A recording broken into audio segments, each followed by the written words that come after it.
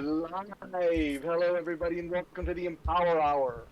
My name is Jim Paconin. I am a life architect, and I am committed to creating healing in the world. Actually, got that over the weekend. It was a very beautiful weekend.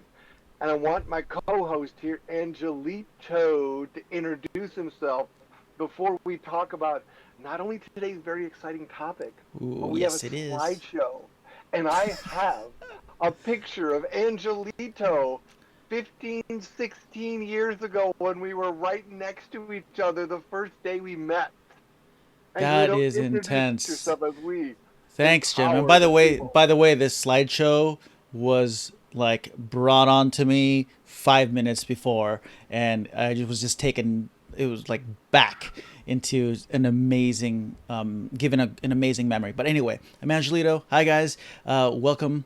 As you know, I'm the creator and founder of Clients by Design, and I look forward each and every week to these empower hours and virtual coffee breaks because it's a way for our community to come together and ask questions and feel empowered and just move in the same direction, that direction towards success. So, Jim, let's hear it. What do we have today? So today we're going to talk. This is another one in a series about spirit medicine.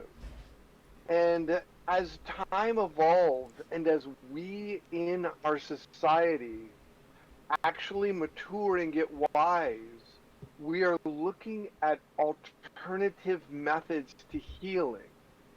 And I believe back in 2005 or 2006, you know what year that was that we met? I think it was 2007.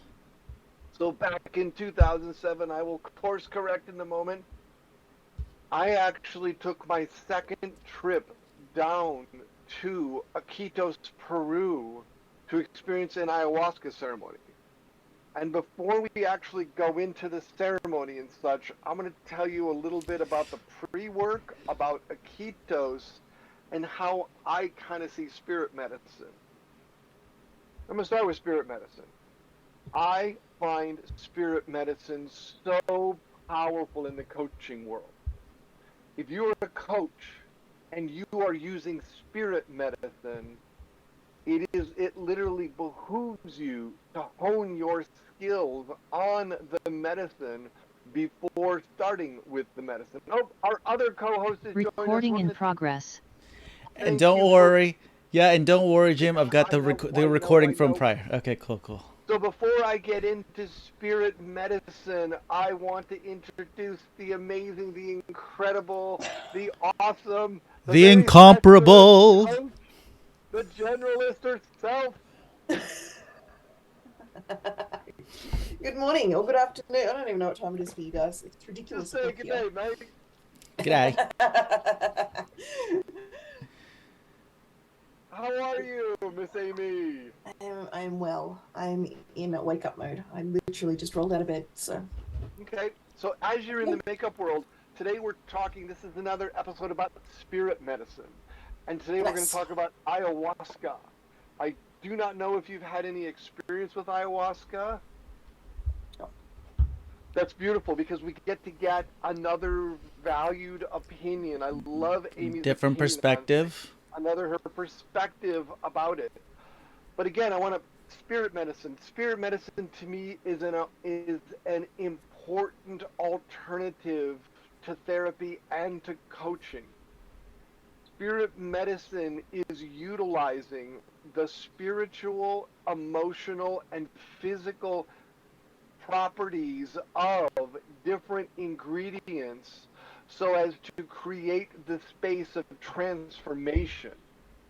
Now, a while back, we had a discussion about psilocybin, aka magic mushrooms. Today, we're going to talk about ayahuasca. In the future, I actually have somebody that lives where I live that does cacao shows. It's called Blue Morpho. I have no problem saying the name here. The reason I chose Blue Morpho is that in 2006, roughly 8 or 9 months before I met Angelito, I actually opened a National Geographic Explorer, and I opened this on Valentine's Oh Day, wow. and I Uh-huh. read an article about deep, deep healing and the way to literally expedite that healing was by doing an ayahuasca ceremony. Literally that Yep. afternoon, in a 2 hour period, I had the reservation at the camp confirmed. I had a flight booked from Salt Lake City, Utah to Iquitos, Peru. And in 2.5 weeks, I was going to, and I ended up in Iquitos, Peru. Now, I will tell you, ayahuasca is not for the faint of heart. Over the weekend, I was talking to someone about it, and they literally said, I think I need this. I think this is the next. I think I need this because I think I need this as the next step in my journey. And I'm like, no, I'm like, if you think you need it, you don't. If you have to convince yourself Yep. to go do, because ayahuasca, Mama Pacha, is a very possessive, and it is a literal, it is a very intense ceremony. In a little bit on the slideshow, I'm going to show you where we actually prepared the what we drank in the ceremony. And the one that Angelito and I did, we had 10 ingredients. On the first trip going down, we did the same thing. I just did not take as many as that one. We had 9 ingredients.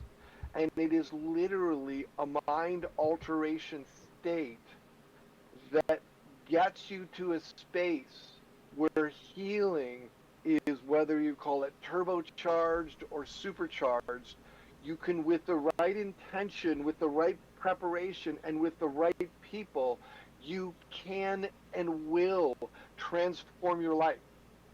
Now, first time I went down there were literally no guidelines. We just signed up and went down there. And the night of our first trip, some very negative things happened. One of which was one of the people that was there just started screaming, yelling and screaming. And he said, I just had open heart surgery 3 weeks before. Oh my gosh, I hurt. I was in so much pain. Ah! And nobody had asked about any of our background. And one of the things about ayahuasca is you tend to purge. He purged for about 3 straight hours. The next morning, he was taken to hospital where they had to put intravenous saline in him. It's one of the things, like, if you've had surgery, don't do this. I'm surprised those stitches didn't come out. But for the rest of the time, he no longer actually, like, he didn't participate. I will say my first ayahuasca experience was, I literally, and actually, Angelito, I want, before I talk about this, I want you to kind of give an overview, and then Amy, what are you hearing with these two crazy dudes as we talk about ayahuasca? I'd love to get Amy's perspective first on spirit Okay, medicine in general. okay, perfect, And Amy, yes. I don't know that I have enough information to have a perspective. It's a rare moment where I don't necessarily have an opinion because I have never experienced it. I've certainly read, there's plenty of coaches that I've spoken to that have leveraged that kind of stuff. It's just, it's never something. And when I say it's never appealed to me, it's not that it doesn't appeal. It's just, it's never appealed to me. I have no issues dropping into a hypnotic state and having transformational altered experiences without anything. So I've had moments in hypnosis where I've floated back and I've looked at Adam and Eve in the Garden of Eden and been in that situation with them, and so for my own personal, I'm like, if I can access what I access without this stuff, it's the same reason I don't often drink. So I don't do alcohol, I don't do drugs, I don't do any of that stuff, because when I do, I don't like the version of me that I access. And so for me to be able to do something like that, I would need so many parameters of safety set up. but I don't see, because people say, and it's what they can access and the visions they can access. I can access all of that stuff without it, and possibly not to the extent. But what I can access without anything is often more than I want to be handling in the moment. Now, I'm only ever given what I can handle, and we're all only ever given, even in those altered states, we're all only ever given what we can handle, is one of my core beliefs, particularly if it's set up well and there's the appropriate support, which clearly the guy you were just describing didn't have. So there is also a space of, as I was listening to that, I'm like, why the fuck was someone not protecting these people? And Right. Well, and what I'm hearing from you is that that's the path you go down, is making sure that there is the support in place, making sure that the parameters are in place, making sure people are accessing. It's the same with hypnosis. I mean, you go into hypnosis and there's people access stuff through that as well. So any of these tools without the right support and the right intentions can cause great harm. well, It's just, yes. And a quick disclaimer: the second time I went down, when I met Angelito, there was a huge questionnaire that had to be filled out, so that basically they learned it. I think when I went down there, And that's good. I like that they learned. Yeah. I want to say I was only like their fourth time actually having this open to people. Yep. So they were still in the growth process. Yeah, I think it's definitely a tool, a resource, I don't know what we call it, that needs to be used with caution, in the same way that hypnosis, in the same way, a lot of what I use as a coach needs to be used with caution. And I think that's one of the pieces that too often coaches skim over. It's like, oh, well, I can't do any harm. I can't. And yes and no. It's not a place to get into fear, and I've seen coaches get into too much fear around the harm they think they can do. But it's also a place to know what we're handling, know what we're using, and I'm really pleased to hear that they learnt from it, they progressed from it. There should be medical questionnaire, like there are medical conditions that should be eliminating people from that. There are also mental health conditions that would be eliminating people from being able to cope with that as well. And so making sure the right support's there. Like I said, it's just not something, it's something that I'm always intrigued. I'm always fascinated listening to what other people have experienced through it. There's a book I read years ago, and his entire idea from the book had come through some kind of trip. I'm not entirely sure what. Yeah, it's never enticed me, because I can put myself in an altered state. So I am the easiest person to hypnotize. You say we're going to hypnotize, and 2 seconds later I'm there, and they do their whole ritual, and I'm like, I was there 5 minutes ago. Like, are we done? Are we done yet? So my ability to access that is different to what I hear from most people. They really struggle with it, and I don't know about you guys and whether that's why you did it or whether it was just the opportunity. It's on the list. I wouldn't necessarily, I don't know that I'd say no blanketly, but there would be, like anything I do, I would want the safety parameters in place, and it would only be with someone that I trusted. So it's on the list, but it's not high on the list. No, it's not high. It's not off the list, if that makes sense, but it's not, I wouldn't even say that it's necessarily on the list of things that I want to do. If the opportunity appeared, I don't know that I'd say no. Okay. I don't know that I'd say yes either. Yeah. Yeah. And Angelito, can you tell us about your time back in 2007? Interestingly enough, I read that same article on National Geographic that Oh, you did? by the end of that article, I knew it was time to go. Mind you, I'd never taken a trip by myself before, out of the country. However, and I also wasn't into, I could never imagine myself doing anything like that. But for some reason, that article spoke to me in such a way where I knew exactly that was the thing for me. And I was also at one of the darkest stages in my life. so confused, so frustrated, so angry, all of it. And um, yeah, I think it was the right timing for me as well. I'm naturally adventurous, so every ingredient, or everything lined up in my life for me to take that trip and have that experience. I didn't know what to expect except for what I've read. But back then, we didn't have as many resources as we have now in researching Right. ayahuasca. Um, I absolutely believe that it was that trip that changed my life.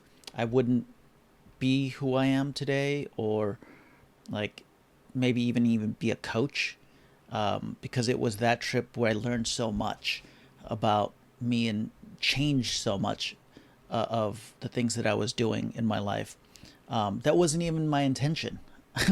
It was all a result of what happened when I got back, how I integrated it into my life. I used to want everyone in the world to do it, because it changed so much about my life and my perspective on life. It gave me a deeper connection to everything else around me, and myself. Um, but these days, I recognize that, yeah, it's not for everyone.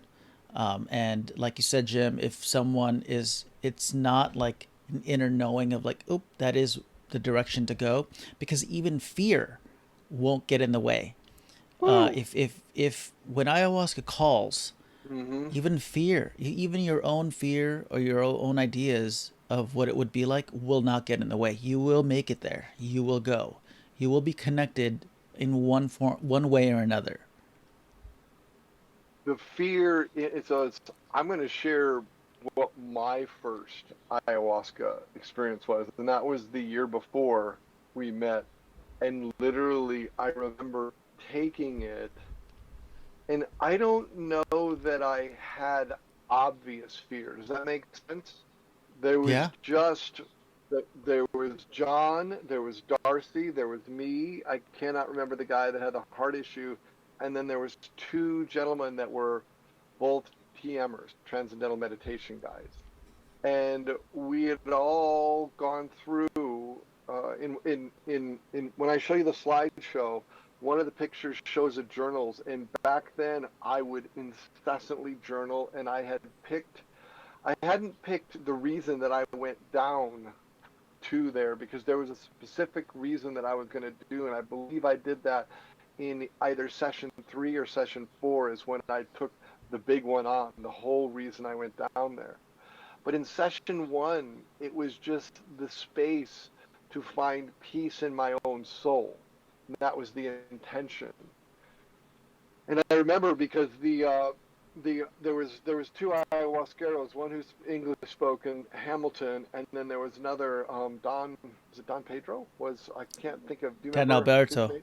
Alberto. It was It Alberto, wasn't Don right? Julio. No, it wasn't that Don Julio. It was Don Alberto, No. and they would come to you with the ayahuasca. And granted, the day before we had cooked the ayahuasca up, and in the slideshow I'm going to be able to show you. There's a picture of Angelito right next to me as we are taking this very tightly wrapped vine and we're breaking it up so it could be cooked. But when that cup came to me, I put the intention of peace and joy into it, and I drank it. And I have to tell everybody, ayahuasca is the absolute worst tasting stuff in the world. It is something you never have to worry about being addicted to. The only thing that is as bad this is this mix they make with peyote when they mix peyote with these other things. And it is the worst tasting stuff. And literally you drink it and then you sit down while it it impairs you.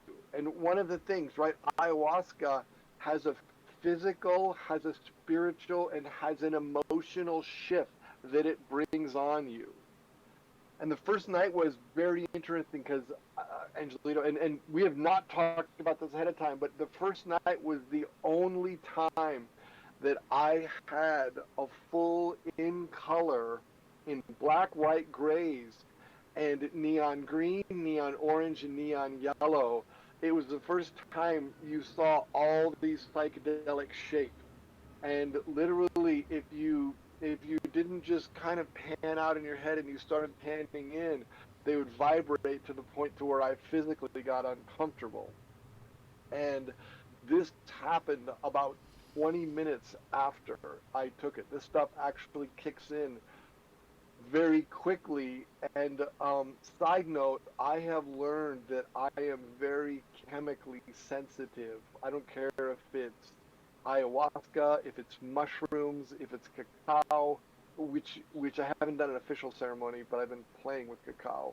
Um, my ayahuasca journey normally went 12 to 14 hours. And that first night, like I was literally experiencing this, it was just a big hallucination.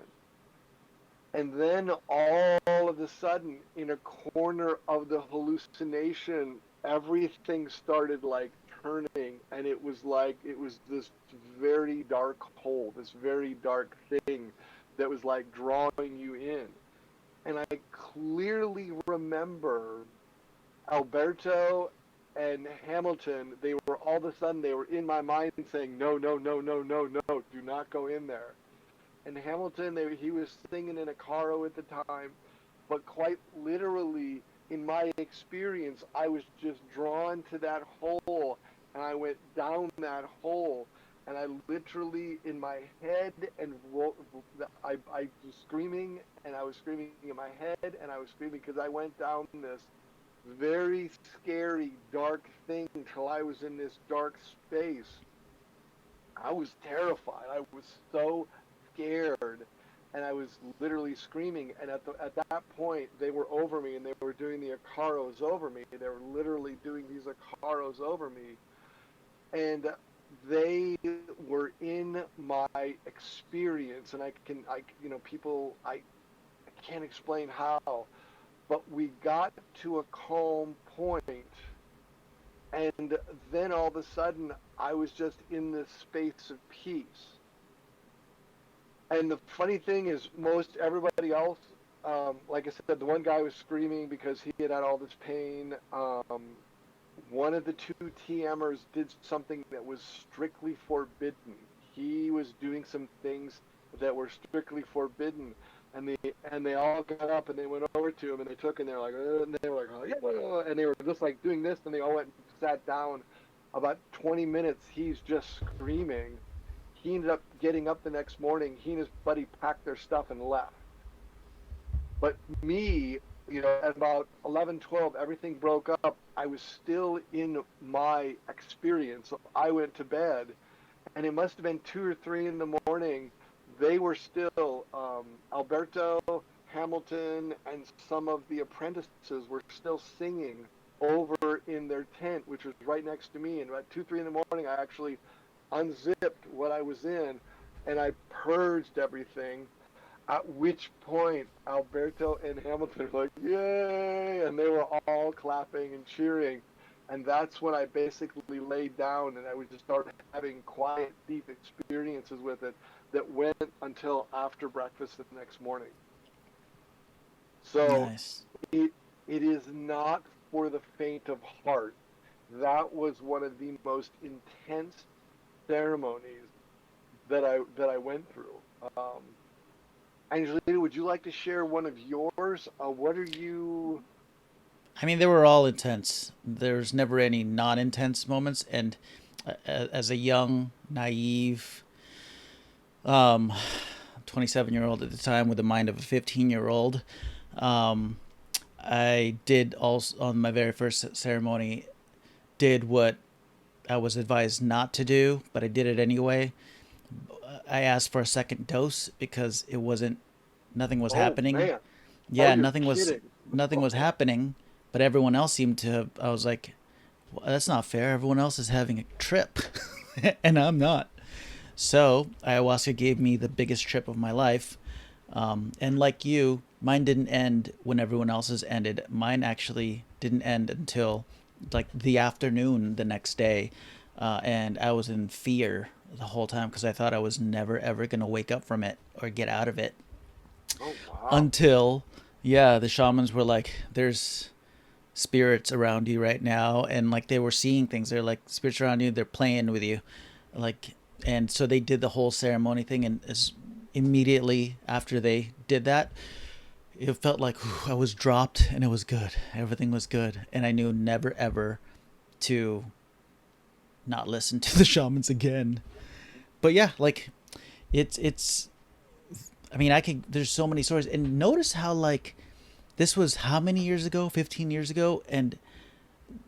unlike other psychedelics, the visions that you experience when taking ayahuasca remain clear. Like So all clear. of my visions and lessons have been clear until this day. In fact, actually, I've shared this before in previous videos that I'm still learned. Like the lessons that I learned 15 years ago are still unfolding now, and things happen in my life where I'm like, oh, that's what that meant. Yeah. Like I didn't know it at the time, but now when they've happened, uh, like that's when it was. And my mom being sick was one of them. She wasn't sick back then. Like Right. it was kind of like I saw the future at that moment, and I didn't know what that meant, and now I do. Like it Yeah. was so it's pretty intense. So what does that mean though? Like for in the world of coaches, Jim, like Well, how? so in the world of coaches, I am. I hope this doesn't sound egoic. I just want to say this. I am effective with heavy trauma simply because my second, third, fourth, and fifth trip, my journeys. I call them. You said trips, and I'm like my journeys. It was a trip on my first time, and then I learned to respect it and no longer call it a Well, trip. so interestingly, right after the first day, the next day, the first thing I remember getting up and I was, and I got out and I'm still in that iOS. I'm still in Mariacion is what they call it. And what I'm looking at is the two guys had packed all their stuff and they're walking out of camp. And and to me that was a good thing because they had literally violated. One of them had violated the rule. But the thing was, is I actually went out and talked to them, and they instilled doubt in my mind in the shaman. And they said enough, and I ended up having to have a meeting that day because I'm like, I don't know that I trust you. I had a meeting with Hamilton, and Alberto was right there, and it's like these two guys said that, and it's like, and Hamilton in his wisdoms will said, well, tonight is about trust, and I thought tonight was going to be the big one, and I will get to answering your question, I promise you. Um, that second ceremony when the first I like you when the first dose hit me or when the first dose happened, I got up and I went over to the edge of the room and I watched out and I imagined myself and I went to Yellowstone and I was in a pack of wolves. I was actually one of the head wolves. And after a large amount of time, I got a tap on my shoulder and literally it was Hamilton, and he says, why don't you come back and join us here? Your journey is here, not there. At which point I also had a second dose, and that was about trust. If you take a look at, I'm just going to air quote, my best coaching, I love coaching people through trauma.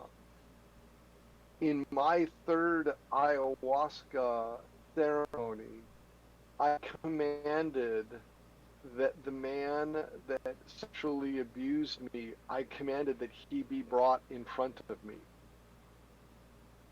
And he was. But the only thing that was brought in was his face or his head. And quite literally, it was like a 10 foot, and it was like This is where I know that hell exists, because his skin was all broken and peeling from all the flames, and he just started laying into me, calling me names. He had sexually abused me when I was 12, and he had been dead, and that was one of the biggest things that was holding me back in life, was literally handling that trauma. And I literally, at one point, I commanded him to shut up. And I looked at him and I said, I love you and I forgive you. And the rage, he just erupted even into more rage. And I'm like, no words. And the angels around him just held him. And then I got to a point, when the point that I actually felt the love and I knew that there was nothing but love, that's when I commanded that he be taken back, and he literally disappeared into a hole in the floor. And I must have cried for 6 hours for that little boy that just got healed. How this impacts my coaching is quite literally, I can sit with any spiritual being in a human form that has experienced a level of trauma. I can be with their trauma, even though their trauma is not my trauma, but I can be with them such that they can forgive themselves, to the point that through the process that is my coaching, they will emerge as a result of my coaching, free from the constraints that their thought created for them as a result of their trauma, as a result of that third ceremony, the first time I did ayahuasca. Hmm. It's a long answer, but It's a very profound answer, Jim. Thank you so much for sharing. yeah, it's so funny because I always get terrified. Like, what if somebody judges me? You know, and I gotta let the judgment go. So I'm judging you, but I'm judging you in how amazing you are and how awesome you are, and how um and I use the word judging loosely because I've taken a different perspective of that word recently. But holy Mm. shit, Jim, you are phenomenal. Like, and it is clear to me why you are able to help the people that you help so effectively, because you've lived it. You've lived that moment of literally facing your demons and sending them back to hell, and so much more in that moment. I know that I've barely And captured the essence of that. giving me peace that I didn't Yeah, have. Mm-hmm. yeah. Which is what every sexual abuse victim is looking for. Every trauma, and I don't like using the word victim, but Well, every person that's been through trauma, because victim feels like the wrong word in that space. But every trauma experiencer. yeah, um, yeah, so profound. May Well, I ask a question? oh, absolutely. It was such a raw share. I'm like, I need permission to shift gears here because I don't want Oh, to move you. shift away. um, so I'm listening to your experience. I've had experiences like that without needing the um, the medicine. I'm curious if you have as well. And I know we're here talking about that, which is why you're focused on it. But I'm always fascinated by people who can't do that, because I do that. If I wanted to, I could drop into that kind of altered state and do that now.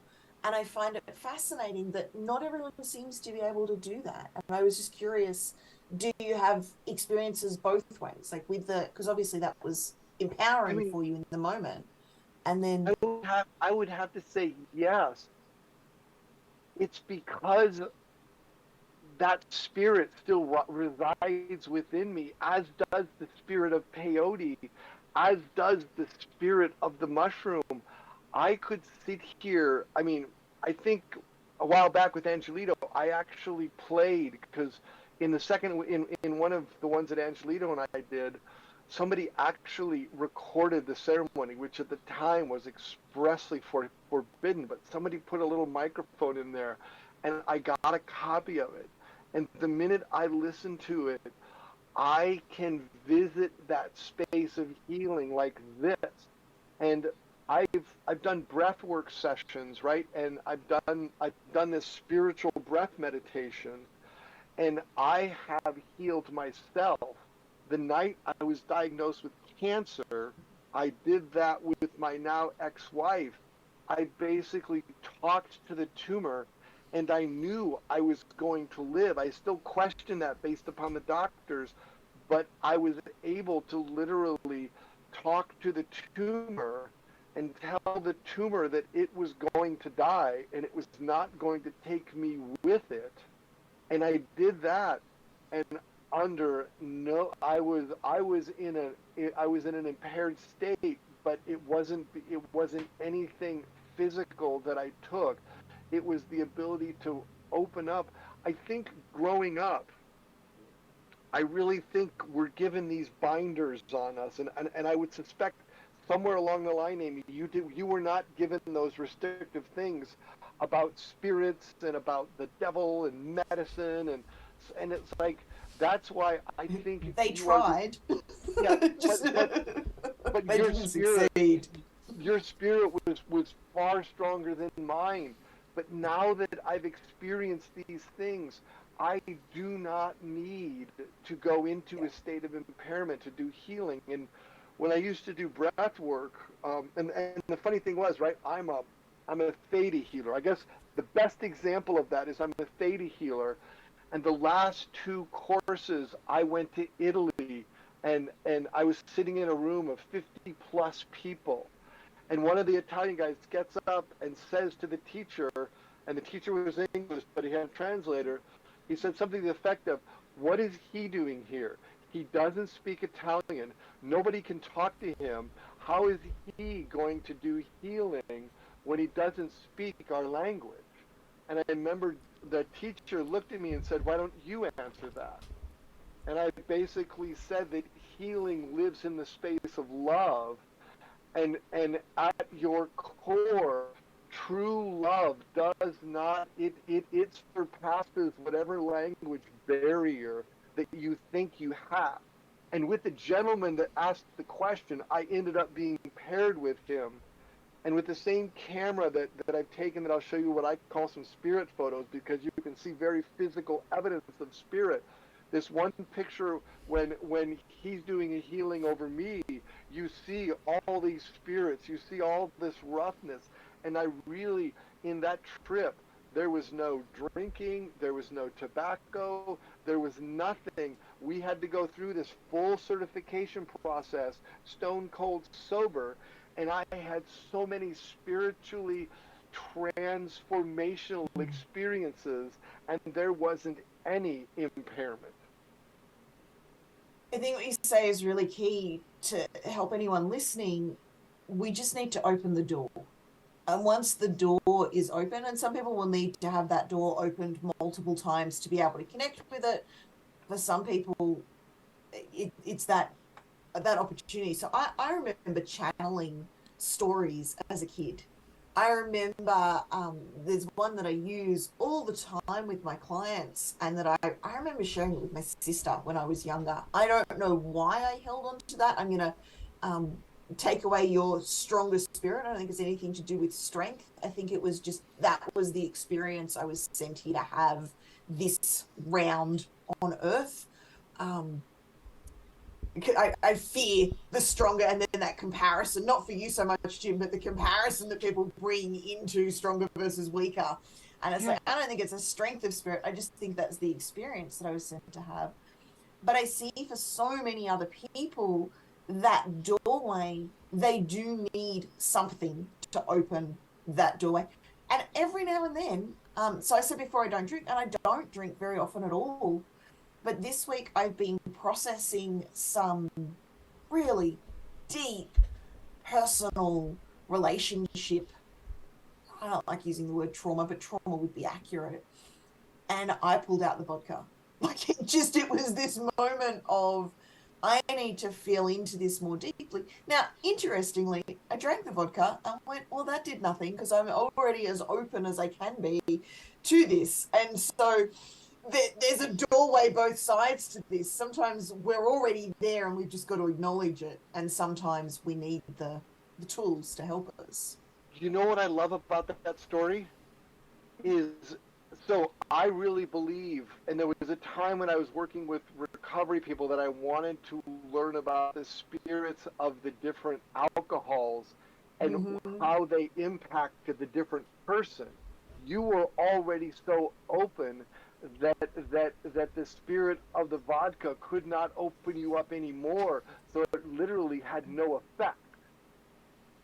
And yet, pretty much. You know, and I am normally a one drink wonder. Like I am so, which is why I don't drink particularly often. I don't drink because I am so, and I'm like, I ended up having a second one. I'm like, this is not. And I went out into the kitchen and William said something. I'm like, he said, have you been drinking? I'm like, I have. And he's like, don't look it, because they're used to. Not that they see me do it often, but they're used to I have one drink and I'm gone. and yet you were so spiritually open that the impact that normally occurs doesn't occur.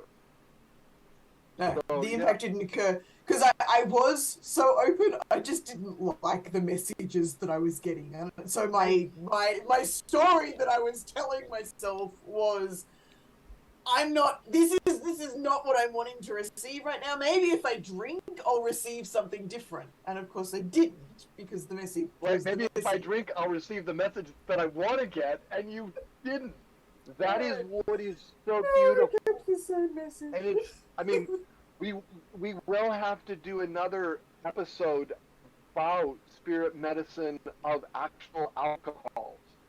So, but before it gets too late, I want to share a little. Are you okay? Is it a good time to share the? Yeah, let's do it.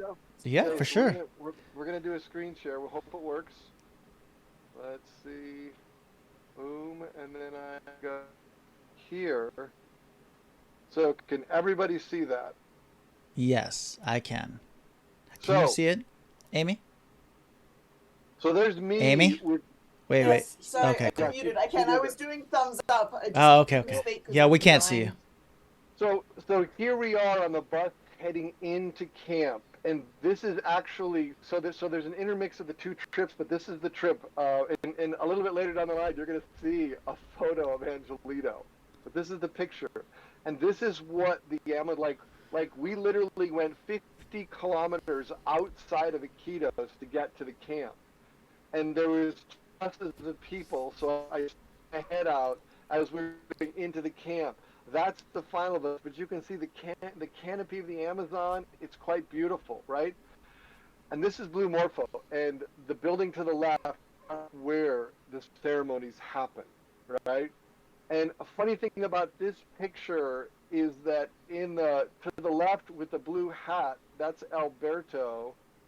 In the center, that's Hamilton. But I asked this earlier, what can you tell me? How does Hamilton look in that photo? Y'all see how he literally glows?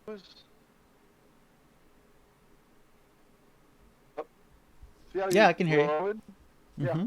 But to me, it was just so many of these pictures, like it's like the spirit is so bright, it's glowing.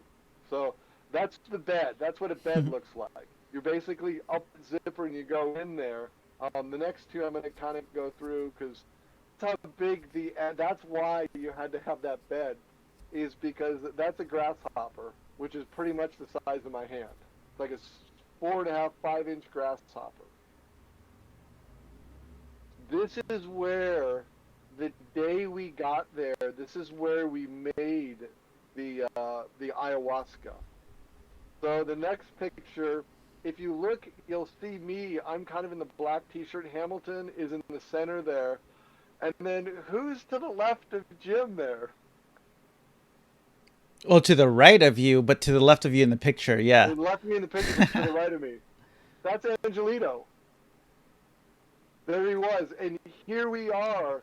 We had gone out. We had gathered a bunch of that which was going to be in our ayahuasca, and we were quite literally, we were smashing the vine down, breaking it up, and as you see around, different people were doing different things.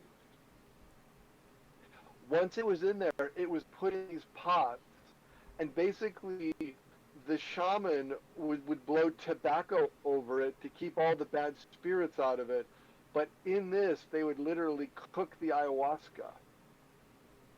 And that's the altar that was in front when we did all of our work. And this is what it looked like during the day, but at night all the hammocks were taken down. So remember I said you journal? You literally journal with intention. And the funniest thing about this journal is I haven't looked at it since about 5 years since I left. Some of these pages, the ink is still there. Other pages, the ink has completely disappeared. It's the weirdest thing. So there we are, getting ready to do the ceremony. We're kind of talking, we're creating our intentions, and you literally wait around, because at night, at about 7:30 is when you would actually begin the ayahuasca ceremony. So there I am, in there. If you notice, to my right, photo left, that's one of the puke journals. You'll also notice in this one, I just noticed that in the back, there's somebody sitting there in a chair. That was the space holders. If you ever really kind of got, I don't know if you noticed, but if things happened, they had the people in the back that would come and assist you. So this is one of the spirit photos, because you guys see that line in there? There was nothing there when I took the picture, but that's Hamilton. He was, and to his left, your right, if you look down, that's the bottle of the ayahuasca, which was green the day before, and there's actually a few bottles of it down there. It was green the day before, but by the time we had it, it was actually this brown color. And there I am. There's another picture. I'm sitting on the mattress. So you have a roll of toilet paper. Obviously, I don't remember who took the picture, but the guy that took the picture was the person on the third side over there. And any commentary you have, Angelito, please, I should jump in. Oh yeah, this is just bringing back memories. And here we are, and this is the first trip, but here we are during the ceremony, when they're singing and praying for you. And if you take a look to the right, that's do you see the little spirit portion over there? You can almost see like a really long arm, and you see this little bit of weird light with almost a star of fish at the bottom. That's just the picture with some orbs. So there I am, most of the way through the night. If you actually look at the eye directly in front of you, you can see that its iris is almost completely open, whereas the other eye, the iris is almost fully shut. It's a bizarre experience. That's the first trip. So after, and it's funny, the guy on your right, that's the guy who didn't do, but that's everybody from the first trip. It's funny, my shirt says "Good for what ails you." We used to, during the day, you would go hiking. So this is us hiking in the Amazon. And I forget the name of the tree behind there, but you can see the Amazon, the ayahuasca root is on the tree. It surrounded the tree. And of course, this is a little fire ant thing, right? These are a little different. There's going across the road, those are fire ants. And I put that big leaf down there, and that's what happened. They just go right around you. Now, and during the days, we'd also do excursions, and they offered us to do a little trip. And this is on the same one. Are you in there? No, I never took those excursions. I just stayed in my Oh, you did? Okay. in my little tent to process things. Okay. Well, again, there's Alberto in the blue. There's Hamilton, and there I am. And this is the end of one of the journeys. Uh, did you know John? I met him there. Yeah. Okay. For many years, he and I were friends. Mm. See if you can. Where's Angelito? Do you see him? Being a He's actually troublemaker in the back. he's he's in the back there, and that was I think this was the trip in, wasn't it? The what? Yeah, The yeah. trip in. I don't So know. Probably. I was still yeah, wearing my hat and. yep, yep. And then this is the last picture. It's I actually took this picture because as we were leaving Iquitos in the airport, that woman there came up and she thought I was David Bowie. So How long ago is this, guys? this is 2007, so this is 15 years ago. Nice. Thank you for sharing. And I didn't need to go back or was pulled to go back for 14 years. Like, or actually, I just went back there a couple years right before COVID. Oh, you Um, did? yeah, yeah, yeah. But it wasn't at the Oh, same place. I went to a different. I was pulled to a different camp um, that required not a bus but a 2-hour hike into the jungle because there are no roads. Um, so it was a much more secluded place. Um, but yeah, like this is something that again, like Jim said, it's not fun. This no, is this is it's an work. experience you go through because you're pulled to it, not because I think, oh, this would be fun. This is a great camp trip. Like, no way, none of that. I would. The minute, the minute I read that article, I knew I had to go now. Like that is you talk about draws because I had been attempting to do my deepest healing and I did it through some transformational coursework and it wasn't working. And now I can give my client a transformational life shift event during our work. Yeah, and I think it's like conversations like these that help others who may be watching, like gives them a little bit more of an idea of what it's like or what it's about, and they can make a decision for themselves. Like, this is something that I probably wouldn't. That well, I know that I wouldn't market, like so Yeah, strongly. The only way I would market it is by sharing experiences, and it always comes with the this isn't for everyone disclaimer and like this is something that you're pulled to do, not something that you're told to do or sold to do. yeah, right. And as a coach, I mean, what I love about today's conversation is Amy is someone who has never been Yeah. told to do this, yet Mm-hmm. has always been able to access the same things or similar and but you always been able to access those healing spots without the use of this. Mm-hmm. It always amazes me. Like, I always amaze me, but it always amazes me the experiences that multiple people can have and walk away with such a different experience. So when you're talking about the being pulled and that it's not fun, there's a couple of trainings that I've done that are more literal and grounded than what you guys are talking about. But I was definitely pulled to them and definitely had.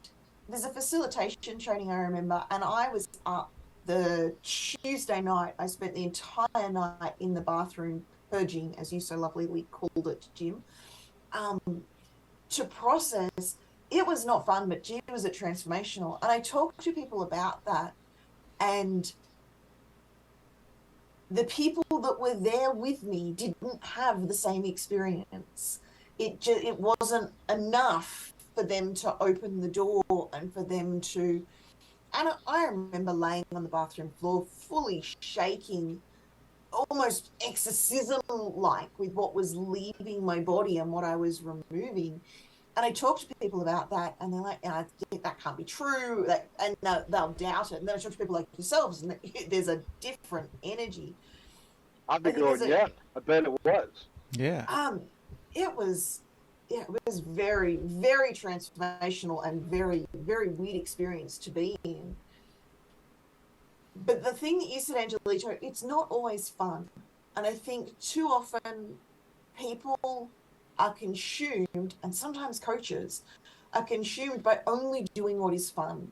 So my biggest transformational moments is going skydiving, doing stand-up comedy, that facilitation training. There's probably a whole bunch more that I could list out.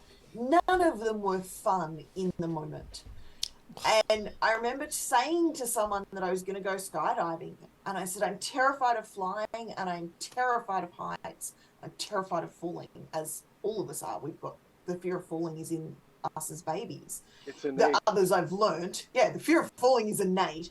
Yeah. Fear of heights, not necessarily. Fear of, but she's like, why would you subject yourself to that? And I'm like, why would you not?